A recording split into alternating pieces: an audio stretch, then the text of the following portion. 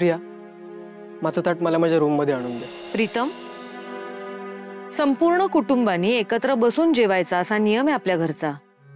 संपूर्ण कुटुंबाने एकत्र जेवायचा असा नियम आहे ना? आहे संपूर्ण कुटुंब. हे जोपर्यंत दादा आणि पारू परत येत नाहीत ना, तोपर्यंत हे कुटुंब कधीच पूर्ण नाही होऊ शकत. तू इतकी कठोर कशी काय असू शकतेस ग? दादाबद्दल काहीच वाटत नाही का ग तुला? काय करत असेल, कुठे असेल, किती दिवस झाले व्यवस्थित खाल्लं पण नसेल ग त्याने. जोपर्यंत दादा या घरात परत येत नाही ना, तोपर्यंत मी पण व्यवस्थित जेवणार नाही. फक्त खिचडी खाणार आहे मी. प्रीतम, तुला खिचडी आवडतच नाही ना? तू कधी खाल्ली नाहीये. पण काय ना, आता गोष्टी विचित्र होत चालल्यात घरात. सगळंच नवीन नवीन होतंय नाही का?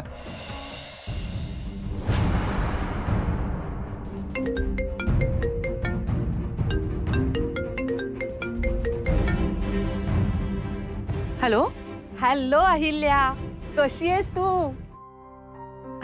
नंदा, मी ठीक आहे. तू कशी आहेस आणि आहेस कुठे? अगं, एका प्रोजेक्टवर काम चालू होतं, त्याच तर गडबडीत होते. नवीन प्रोजेक्ट. त्याचसाठी तर तुला फोन केलाय. अहिल्या, आपलं एक स्वप्न होतं की आपण दोघींनी मिळून एकत्र मस्तपैकी मोठा प्रोजेक्ट करायचा. हो होतं, पण आता ते पण आता काही नाही. ही संधी आपल्याला आत्ताच मिळतीये. आपण आता दोघींनी मिळून या प्रोजेक्टवर काम करायचं. अगं, त्याच तर प्रोजेक्ट वरती डिटेलिंग मध्ये काम चालू होतं. कशी वाटली न्यूज? Great news. करूया, एकत्र काम करूया. मला माहितच होतं ही न्यूज ऐकून तुला नक्की आनंद होणार. ऐक ना, आपण उद्याच भेटूयात.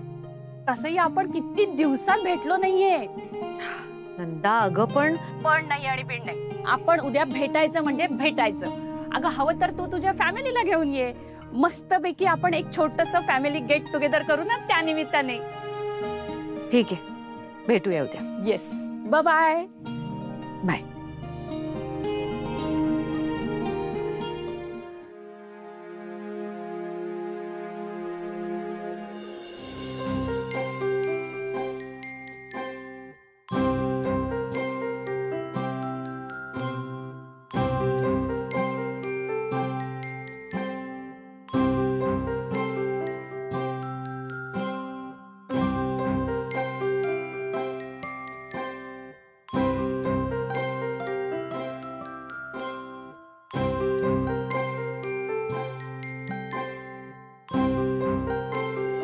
एकच चटी. वय